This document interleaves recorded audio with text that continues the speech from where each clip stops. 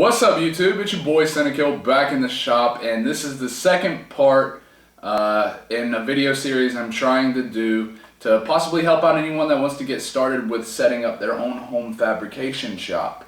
Alright, it can be quite daunting as far as if you type in Google and you go to Google and type in fabrication tools. It can be quite daunting as far as all the tools that come up. That's because there is a lot of tools out there that can help you in your fabrication processes. Alright, but this video here is going to be just about the bare essentials that can get you started. Alright, first things first, you need to get yourself a welder. There's several processes out there that people use in their home shops. You got your flux core, then you got your MIG, stick, and TIG. Typically, people start out with MIG and flux core. A lot of people believe it's easier to start out with. It doesn't have as steep of a learning curve. But something you need to keep in mind, flux core tends to be cheaper just because you don't have to pay for the compressed gas cylinder and continue having to refill it. But good flux core wire tends to be a little pricey compared to solid MIG wires. So there's a lot of things that you got to balance out there. But in the end, flux core tends to be a lot messier. If you go the route of getting a flux core welder or a stick welder, you need to get yourself a good chipping hammer and some wire brushes, just to clean off all the slag that's left over from the flux after you're done welding.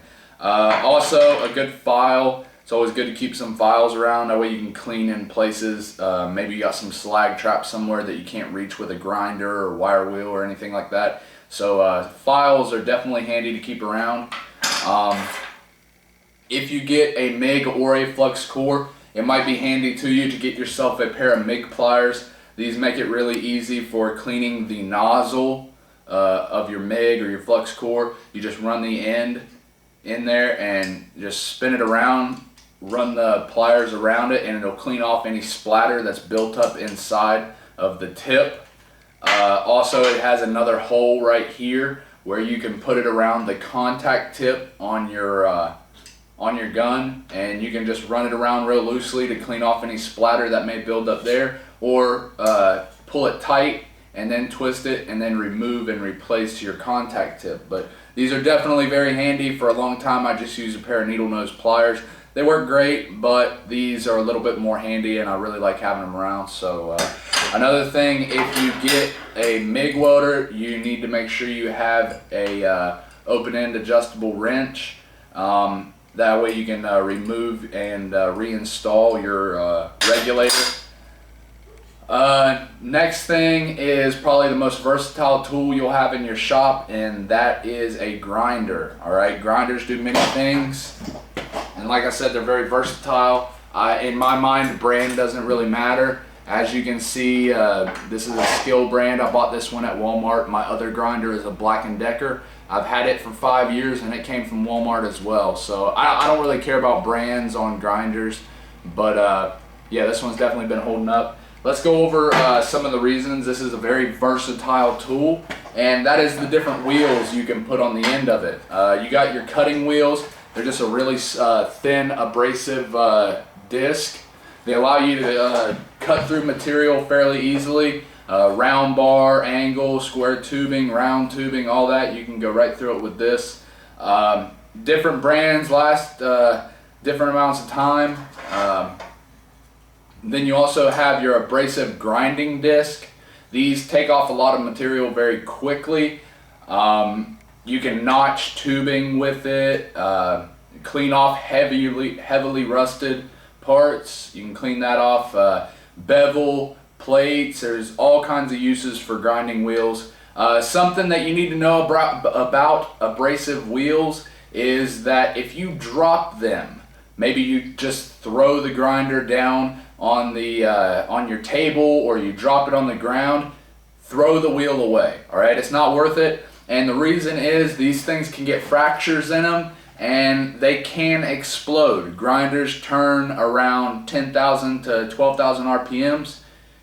They will definitely fly apart if they get some fractures in them. So you want to be very careful. Like I said, if you drop an abrasive wheel, just toss it. It's not worth your eyesight, which like in the safety video, you should still be wearing safety glasses. I've actually had a cutting wheel explode on me before, and had I not been wearing my safety glasses, I would probably be blind. Next up, you have your flap disc.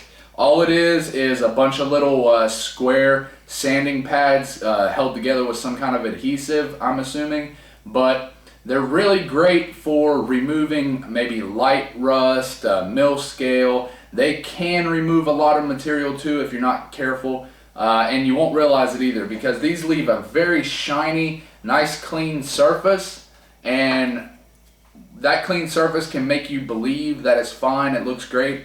But once you paint it, you can see where you've applied more pressure at. So you just got to be careful. These can still be good for cleaning as well, but like I said, you got to be careful with how much pressure you put on them. And last thing I'll go over is your wire wheels. These have a couple different variations. This right here is a flat wire wheel, but they also make a cup wire brush that goes on your grinder. And all these they're just really great for cleaning off like light rust. They can remove paint pretty well, and they don't remove the metal. So these are very good for cleaning material without damaging the material at all. So yeah, these are definitely handy to have around. You'll definitely need a tape measure. You need a way to measure out material that you're going to cut and plan out projects. A tape measure is a must. But another thing that goes hand in hand with a tape measure is marking tools, whether it's a Sharpie or a paint marker. A thing about paint markers though, they leave a very bold mark, and you'll find yourself saying, well, this cut needs to be halfway into the paint mark, or to the left of the paint mark, to the right of the paint mark. So just keep in mind when you're using these where to place your cut, because like I said, these can leave a very bold mark. Again, like I said, you can use Sharpies. You can use soapstone as well. This is just a case to hold the soapstone, that way it doesn't break in your pocket. But soapstone's very nice. You can just wipe the mark away after you put it on, whether you've messed up or whatever. But you can just sharpen it and it can leave a pretty fine mark. But that's just another way you can mark your material. And then probably the most precise way is either using a scratch-all, which that's what this is, or just like a pen type scribe. They're really good way to go just because they're so precise. But they can be hard to see your mark though. Like maybe if you spin the material, lose track of where your mark was, it can be hard to find where you was. But like I said, it's definitely probably the most precise way. I don't like using this one a lot. I have a pen type scribe, and it's just got the replaceable tips. And it's very nice just because you can put it in your pocket, and it's not as big and clunky like this, but I still use this as well. And next thing, you definitely need some ways to clamp material down. You got your locking pliers. These are the Vice Grip brand. I like to lean more towards the Vice Grip brand on these, just because I've bought several pairs of cheap ones, and it seems like all the cheap ones, every time you close it and then open it, the screw loosens up a little bit, and it just becomes quite aggravating. So I really like getting the nicer locking pliers, but you can still get whatever you want. Cheaper locking pliers still work, but just letting you know. They also have the C-clamp style locking pliers. These are very handy. And then you got your actual C-clamps. They come in all kinds of sizes, as you can see, and you'll find that you need a lot of them. Depending on the size of project you're working, whatever, you'll definitely find, like I said, that you want to have as many different sizes and options out there. They also have the deep throat style C-clamp. And what I will tell you about these is if you're ever needing to put any kind of pressure on something, I would avoid buying the cheap ones. These are a cheap pair, and every time I've needed to put pressure on something, they just spread apart. So yeah, just keep that in mind. And the way you would use these is, as you can see, I can clamp clear over to here on my welding table. I can clamp 8 inches in on my welding table, whereas these normal style C-clamps, I can't clamp as deep on my welding table. So yeah, that's just something to keep in mind. Like I said, you can never have enough ways to clamp material down. You also want to get yourself a level just to make sure your project's coming out straight. These are definitely handy. Also a speed square just to get all your marks right and things like that. Make sure everything that you're building is square. What's next? A hammer. Ball peen hammer is definitely handy to have around the shop. Not only can you just hit shit with it, you can shape stuff with it. It's got the rounded end right here. But if you're getting into much sheet metal shaping, there's a lot better options out there as far as hammers go. They got your teardrop type mallets and things like that. But these give you a little bit of option as far as metal shaping. So ball peen hammer is good to have around. You want to have a pry bar, just like the name entails, prying things. The next thing is not necessarily an essential, but it is definitely handy to have around. Magnets. Welding magnets. These things are awesome. Alright, whenever you start your own little home fabrication shop, you're going to find yourself working alone a lot. And you really want to try to buy tools that can help you work alone easier. Alright, these are definitely one of those tools. They're really honestly like having an extra pair of hands. They got all kinds of different sizes out there. These ones just came from Harbor Freight. I believe this was probably $1. I have several of these. These were probably 3 or 4, and these were probably about 5 or 6. So yeah, you want to get tons of these. And like I said, they're really awesome, and it's like having an extra pair of hands hanging around the shop. Alright, the next two things kind of go hand in hand. A flat surface for welding on. You want a nice flat surface, alright?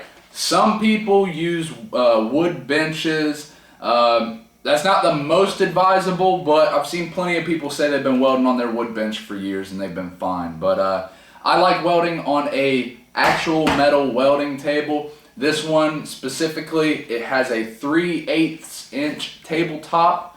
It's 3/8 inch plate. It's a 4 foot long by 3 foot wide piece, and it's being held up with a type of frame I built out of 2-inch square tubing. So a welding table is definitely awesome to have. Having a metal one, especially the 3/8 thickness, I won't ever have to worry about it warping or anything like that, and it'll hold up for years. There's a lot of options out there though. Some people, like I said, use their wooden bench. Some people take a wooden bench and put a little bit of sheet metal on the top just to protect the wood. But if you get you a good flat surface, you also need to get a vise, alright? I've done a video on this vise specifically and the process that I went to cleaning it up and kind of restoring it. But there's a lot of options out there. Now, if you're on a really tight budget, you can go to like Tractor Supply, Rural King, Walmart, get you a cheap vise to start out with, but don't expect it to last very long just because fabrication usually, vices get abused quite a bit in the realm of fabrication. So just keep that in mind. Eventually you want to get yourself a good vise, and I am happy as hell that I have this one. So that's about it for this video. I hope I was able to help some of y'all out, and I hope you stick around to see some of the other parts I got coming up. Peace.